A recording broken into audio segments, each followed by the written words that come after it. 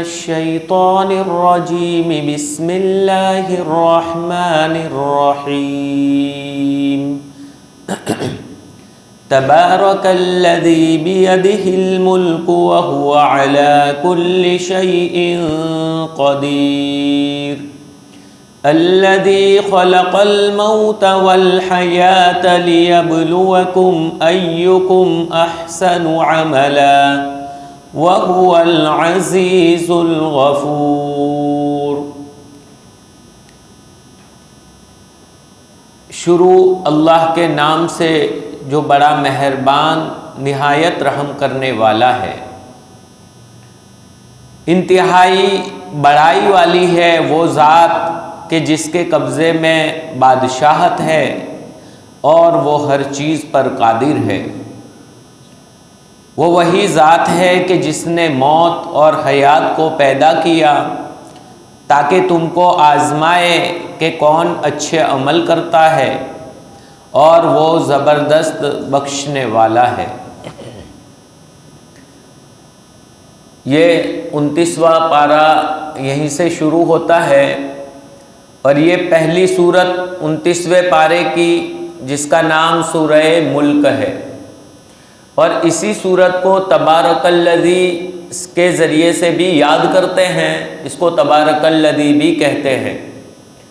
اس سورت کے بہت زیادہ فضائل ہیں، حتیٰ کہ اللہ کے نبی صلی اللہ علیہ وسلم اس سورت کو رات میں پابندی کے ساتھ پڑھا کرتے تھے، اور ایک حدیث مبارکہ کے اندر ہے کہ اللہ کے رسول صلی اللہ علیہ وسلم کے کچھ صحابہ انہوں نے ایک خیمہ گاڑا، تو خیمہ ایک قبر پر اتفاقاً آ گیا۔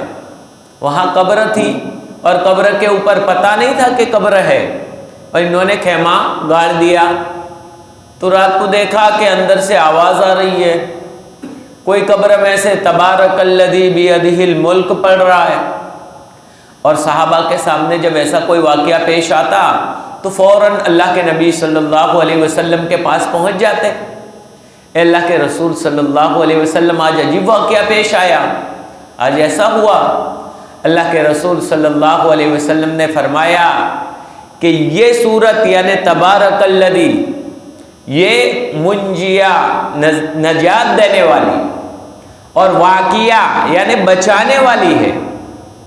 یہ سورت، اس کے بارے میں اللہ کے نبی صلی اللہ علیہ وسلم نے دو الفاظ استعمال فرمائے، ایک تو واقعہ یعنی بچانے والی، اور دوسری منجیہ یعنی نجات دینے والی۔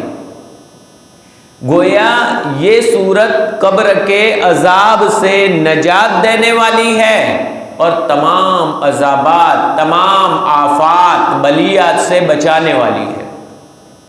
علماء کرام نے لکھا ہے کہ آخرت کے عذاب سے تو بچانے والی ہے، لیکن دنیاوی پریشانیوں اور مصیبتوں سے بھی بچانے والی ہے۔ اس سے معلوم ہوا کہ آج کے دور میں، خصوصاً ہمارے یہاں پر جو دور چل رہا ہے کہ قدم قدم پر باہر نکلو تو خطرہ، کہیں تو موب لنچنگ کی صورت، کہیں یہ سب پریشانیاں، تو یہ ایسے میں بھی ایک حفاظت ہے۔ لہذا ہمیں معمول بنا لینا چاہیے روزانہ رات کو سورہ ملک یعنی تبارک الذی بیدہ الملک اس کو پڑھنے کا۔ 2 رکوع کی صورت ہے، بہت بڑی بھی نہیں ہے، آرام سے آدمی پڑھ سکتا ہے۔ اور اللہ کے رسول صلی اللہ علیہ وسلم نے فرمایا یہاں پر بھی بچانے والی، اور آخرت میں اور قبر میں عذاب سے بچانے والی۔ اور عذاب سے بچانے والی تو کیسی؟ ایک روایت میں ہے کہ اللہ کے رسول صلی اللہ علیہ وسلم نے فرمایا کہ ایک آدمی جو اس سورت کو پڑھا کرتا تھا، ایک آدمی جو اس سورت کو کثرت سے پڑھا کرتا تھا، جب انتقال ہو گیا تو قبر کے اندر فرشتہ آیا۔ ہر ایک کے جب قبر میں جاتا ہے انسان تو فرشتہ آتا ہے، سوالات کرتا ہے، تو ان کے بھی قبر میں فرشتہ آیا۔ یہ سورت آئی اور اس نے اپنے پر بچھا لیے اور بیچ میں آ گئی، نہیں اس کو میں نہیں چھونے دوں، اس لیے کہ یہ مجھے پڑھا کرتا تھا۔ اور اللہ تبارک و تعالیٰ کی بارگاہ میں اس آدمی کی طرف سے حجت بازی کرنے لگی یہ سورت، سورہ ملک، تبارک الذی۔ اور یہاں تک اس سورت نے کہا، روایت میں الفاظ آتے ہیں کہ اس سورت نے کہا کہ اے اللہ، اگر میں آپ کے کلام میں سے ہوں تو میری سفارش اس کے حق میں قبول فرما لیجئے اور اس کو نجات دے دیجئے، اور اگر میں آپ کے کلام میں سے نہیں ہوں تو مجھے نکال دیجئے۔ قرآن کریم میں کیوں رکھا ہے مجھے؟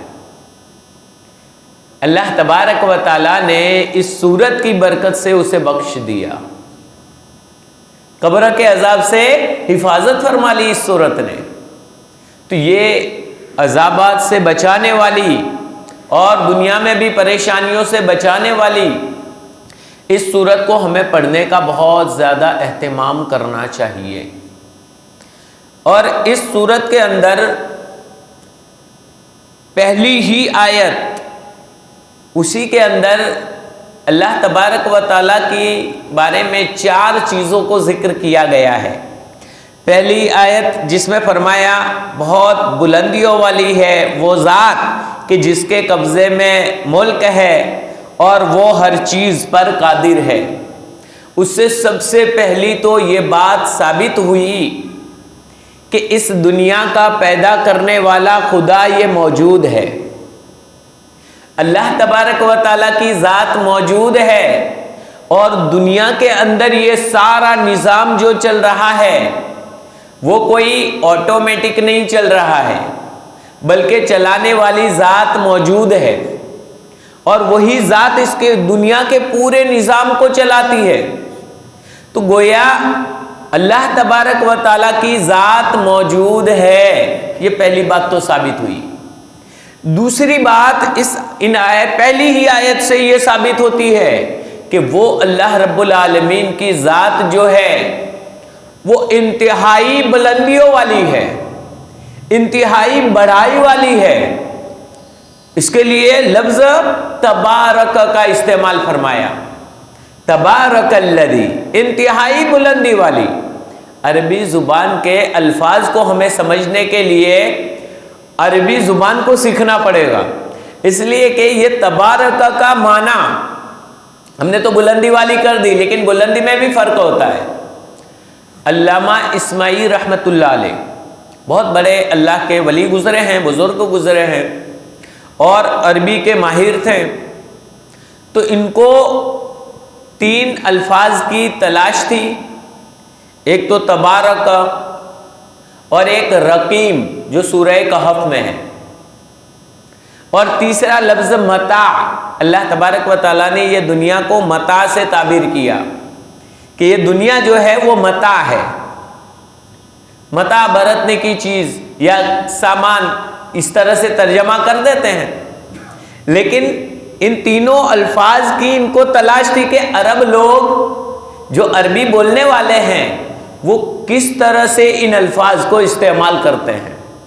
تو یہ انہوں نے سفر کیا، ایک گاؤں، دوسرا گاؤں، تیسرے گاؤں، سفر کرتے جاتے تھے ان تینوں الفاظ کے معانی کو جاننے کے لیے۔ کتنی قربانیاں دی ہے قرآن کے معانی کو اور الفاظ کو سمجھنے کے لیے علماء کرام نے۔ ایک جگہ پر پہنچے، دیر ہو گئی تھی، ایک بڑھیا وہاں پر تھی، انہوں نے کہا کہ کوئی بات نہیں، ٹھہر جاؤ، یہاں کھانا وغیرہ مل جائے گا۔ تو وہ وہاں پر ٹھہرے، اور اتنے میں ایک چھوٹی سی بچی وہاں پر تھی۔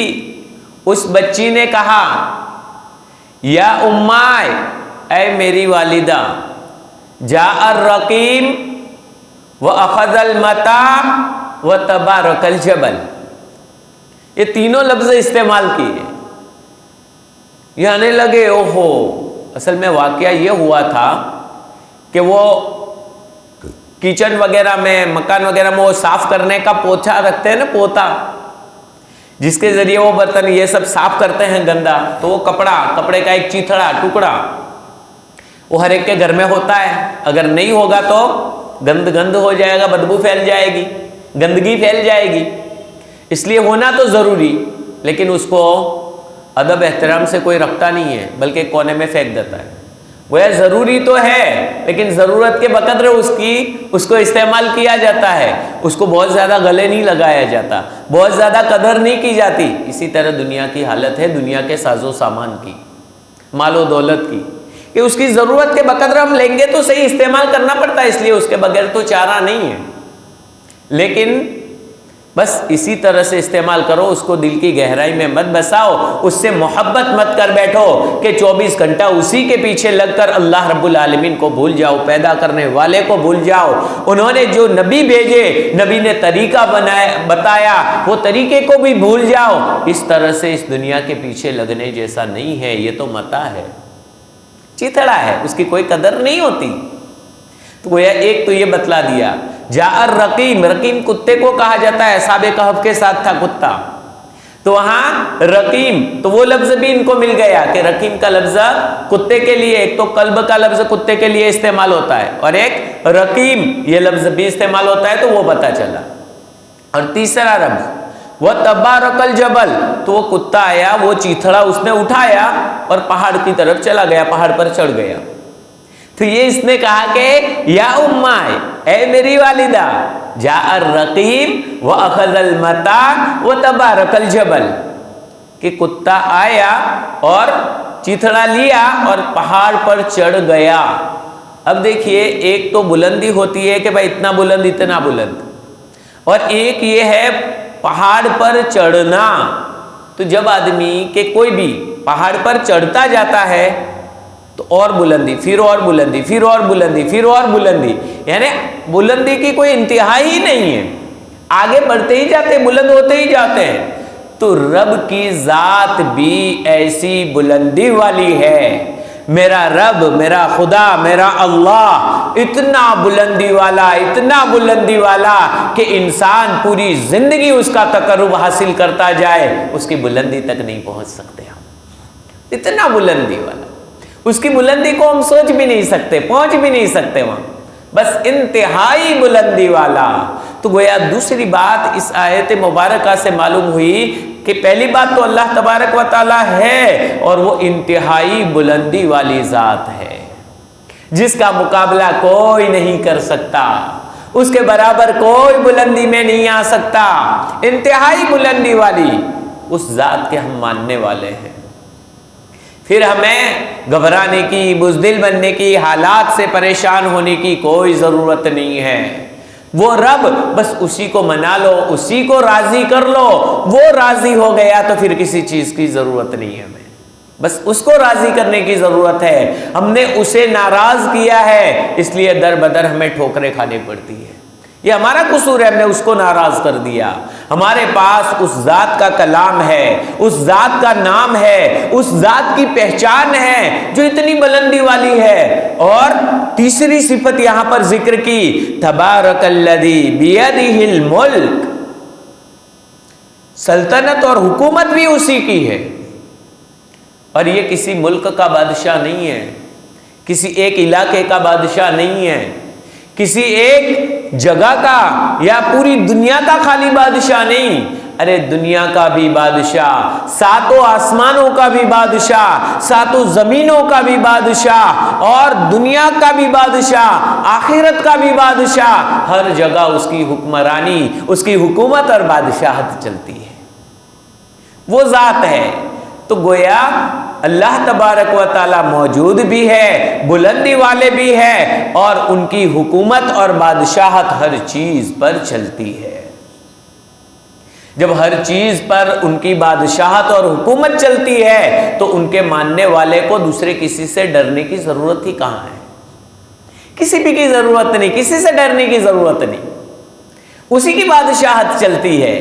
کہیں بھی جاؤ، یہ سارے دوسرے جو بڑائی کرنے والے اپنے اپنے، وہ سب اس کے تابع ہے، کن فیکون کا معاملہ ہے۔ جب اللہ تبارک و تعالیٰ کی طرف سے آرڈر آ جائے، فرعون جیسا ظالم بادشاہ بھی پانی میں غرق ہو گیا، خود اپنے آپ کو نہیں بچا سکا، دوسروں کو کیا بچائے؟ نمرود، قارون، حامان، کتنے کافر آئے، اور سب اللہ تبارک و تعالیٰ نے ہر ایک کے لیے ایک وقت مقرر فرمایا ہے، اور اللہ تبارک و تعالیٰ نے ایمان والوں کو دنیا میں آزمائش کے لیے بھیجا ہے، تو یا مصیبتیں تو آئے گی۔ ویشتہ کلمہ قمروز سما صاحب الہ آبادی دمت برکاتہم العالیہ، ان کا بیان سنا، انہوں نے ایک عجیب بات بیان فرمائی، کہا کہ پریشانیاں کیوں آتی ہے، لوگ آ کر شکایت کرتے ہیں۔ تو کسی بزرگ سے آ کر کسی نے شکایت کی کہ بہت پریشانی ہو رہی ہے، اور وہ دین کا کام کر رہے تھے، پڑھا رہے تھے، عالم تھے، انہوں نے شکایت کی تو کہا کہ تم کام کس کا کرتے ہو؟ تو کہا کہ محمد رسول اللہ صلی اللہ علیہ وسلم کا۔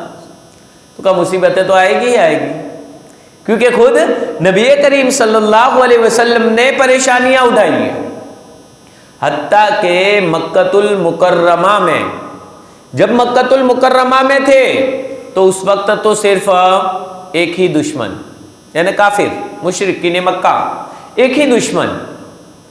جب آہستہ آہستہ ترقی ہوئی، آہستہ آہستہ آگے بڑھے، اسلام پھیلتا گیا، اسلام کو ترقی ہوئی، مسلمان کا دائرہ بڑھتا گیا، مدینہ منورہ میں ہجرت کر کے گئے، وہاں ایک حکومت قائم ہو گئی، لیکن دشمن ڈبل ہو گئے۔ ایک طرف مشرکین تو تھے ہی، لیکن ساتھ میں منافقین جو ظاہر میں کلمہ پڑھتے تھے اور اندر سے کافر تھے، تو یہ گویا ڈبل دشمن ہو گئے۔ تو دشمناہٹ تو بڑھتی گئی نا، تکلیفیں بڑھتی گئی، پریشانیاں بڑھتی گئی، تو یہ تو ہوگا، لیکن آخر میں فتح یہ ایمان والوں کی ہی ہوتی ہے۔ ایمان والوں پر مصیبتیں آتی ہے، اللہ تبارک و تعالیٰ آزماتے ہیں، لیکن جب جمے رہتے ہیں، اس لیے کہ ہم اس ذات کے ماننے والے ہیں جس کی سلطنت بھی اسی کی، بڑائی بھی اسی کی، اور وَهُوَ عَلَى كُلِّ شَيْءٍ قَدِيرٌ، اور وہ ذات ہر چیز پر قادر بھی ہے، ہر چیز پر قدرت رکھنے والی، ہر چیز پر طاقت رکھنے والی ذات ہے۔ اللہ رب العالمین کی قدرت، دیکھیے یہ چوتھی صفت، پہلی بات ذکر کی کہ اللہ رب العالمین موجود ہے۔ ایمان والو، اس لیے کہ جب حالات آ جاتے ہیں اب کیا ہوگا، رب کو بھی بھول جاتا ہے۔ اس سورت کو پڑھیں گے، معنی سمجھ کر پڑھیں گے، نہیں، مجھے گھبرانے کی ضرورت نہیں ہے، مجھے پریشان ہونے کی ضرورت نہیں ہے، کیوں کوئی نہیں ہے، میرا رب ہے۔ بھئی یہاں تو ہمارے لیے کون ہے، حکومت بھی ان کی، سب کچھ ان کا، ہمارا کچھ بھی نہیں ہے۔ ارے کون کہتا ہے کچھ بھی نہیں ہے، رب ہمارا ہے، اور وہ رب موجود ہے، اور وہ رب سب سے بڑائی والا ہے، اور اتنا بڑائی والا رب جب ہمارے ساتھ ہو تو پھر ہمیں ڈرنے کی کہاں ضرورت ہے۔ اتنا بڑائی والا رب جب ہمارے ساتھ ہو تو ہمیں اسی کو راضی کرنے کی ضرورت ہے، وہ راضی ہو گیا تو ہمارا کام بن جائے گا۔ ہم نے اسی کو ناراض کیا ہے، اس لیے در بدر کی ٹھوکریں کھانی پڑتی ہے۔ اور وہ ذات ہمارے ساتھ جو بڑائی والی ہے، اور اسی کی حکومت بھی ہے، ہر جگہ پر بادشاہت اور حکومت، دنیا میں بھی، آخرت میں بھی، ساتوں آسمانوں میں بھی، ساتوں زمینوں میں بھی، ہر چیز پر، ہر جگہ اس کی حکومت چلتی ہے۔ اور اتنا ہی نہیں، وَهُوَ عَلَى كُلِّ شَيْءٍ قَدِيرٌ، بادشاہ تو کبھی وزیر سے مشورہ کرنا پڑتا ہے، کبھی سارے درباری خلاف میں ہو جاتے ہیں تو بادشاہ ایک کام نہیں کر سکتا، دباؤ آ جاتا ہے، بھائی یہ کام کرو، تو وہ نہ چاہتے ہوئے بھی کرنا پڑتا ہے۔ لیکن اللہ رب العالمین کی بادشاہت بھی ایسی نہیں ہے۔ اللہ تبارک و تعالیٰ پر کسی کا دباؤ نہیں ہے، اللہ تبارک و تعالیٰ کو کسی کی وجہ سے کوئی فیصلہ کرنے کی ضرورت نہیں پڑتی، وہ خود مختار کل ہے، جو چاہے فیصلہ کرے۔ وَهُوَ عَلَى كُلِّ شَيْءٍ قَدِيرٌ، وہ ہر چیز پر قادر ہے، جو بھی چاہے، جس قدر چاہے، جب چاہے، ہر ایک چیز پر قادر ہے، ہر کام وہ کرنے والا ہے۔ لہذا اسے کسی سے گھبرانے کی ضرورت نہیں، کسی کی اجازت لینے کی ضرورت نہیں، کسی سے مشورے کی ضرورت نہیں، کسی کے پرمیشن کی ضرورت نہیں ہے، تو وہ ہر چیز پر قادر ذات، قادر مطلق ذات ہے۔ تو یہ ذات کی قدرت اس کو دل میں بٹھاؤ، اس کی قدرت دل میں بٹھاؤ، ہر چیز اس کے تابع فرمان۔ اگر لوہے میں کاٹنے کی طاقت ہوتی تو اسماعیل علیہ السلام کی گردن کو کاٹ دیا ہوتا۔ मिटाओ, ये उसकी तो कुदरत है। हुक्म आ गया मत काट, लोहे ने काटना बंद कर दिया। छुरी तेज काटती है, उसकी सिफत है। आग में जलाने की ताकत होती तो इब्राहिम खलीलुल्लाह अलैहिस्सलातु वस्सलाम को जला देती। उसका ऑर्डर आ गया, बादशाह मैं हूं, मैं ऑर्डर दे रहा हूं आग को भी बंद कर, मत जला, ठंडी हो जा। कुलना या नारू कूनी बरदन व सलामन अला इब्राहिम, हमने कहा कि ए आग ठंडी और सलामती वाली हो जाए इब्राहिम अलैहिस्सलातु वस्सलाम पर। आग को ठंडा और सलामती वाला होना पड़ा।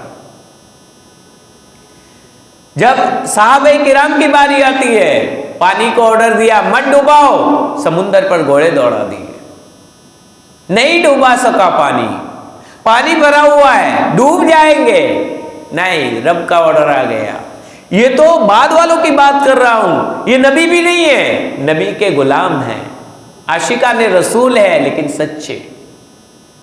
तो उनके लिए भी रब का जब पानी को हुक्म आ गया तो पानी भी ताबे, हवा भी ताबे, हर चीज पर उसी की कुदरत, उसी की हुकूमत। फिर वो रब हमारे साथ हो तो हमें किसी चीज की से डरने की जरूरत नहीं, किसी चीज से खौफ करने की जरूरत नहीं। बस जरूरत है तो उस जात को राजी कर लो, वो हमसे नाराज ना हो जाए, उसी को मना लो, इसलिए कि वही बड़ी जात है।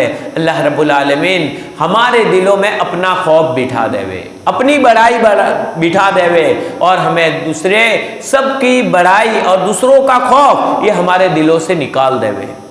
अल्लाह तबारक व तआला हमें कही सुनी बातों पर अमल की तौफीक नसीब फरमाए। दुरूद शरीफ पढ़ लीजिए, दुआ करिए। अल्लाहुम्मा लकल हम्दु कुल्लुहु व लकश शुक्र कुल्लुहु कमा यंबगी लिजलाली वजहिकल करीमी व अज़ीमी सुल्तानिक। अल्लाहुम्मा सल्लि व सल्लिम दाइमन अबदन अला हबीबिका खैरिल खल्क़ि कुल्लिहिम। अल्लाहुम्मा रब्बना आतिना फिद दुनिया हसनह व फिल आखिरति हसनह व क़िना अज़ाबन्नार। अल्लाहुम्मा रब्बना ज़लमना अनफुसना व इल्लम तग़फिर लना व तरहमना लनकूनन्न मिनल ख़ासिरीन। अल्लाहुम्मा या मुग़ीस अग़िस्ना अग़िस्ना अग़िस्ना।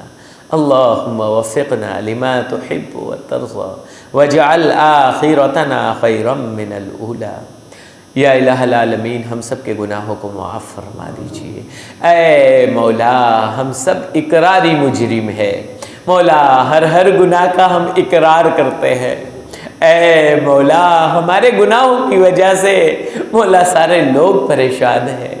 ऐ मौला, आप तो बड़े गफूरुर रहीम है मौला, आपकी शान करीमी है। ऐ मौला, आपने खुद वादा किया है कि जो बंदा मेरे पास जमीन भरकर गुनाह लेकर आएगा और मेरे सामने गिड़गिड़ाएगा, मैं उसी के बकद्र मगफिरत लेकर आ जाऊंगा। है मौला, है मौला, हम बेइंतहा गुनाह लेकर आ गए हैं। ऐ मौला, ऐ बख्शिश करने वाले खुदा, ऐ गफूरुर रहीम, हमें माफ करने के लिए तू आ जा। ऐ मौला, हमें माफ फरमा दे।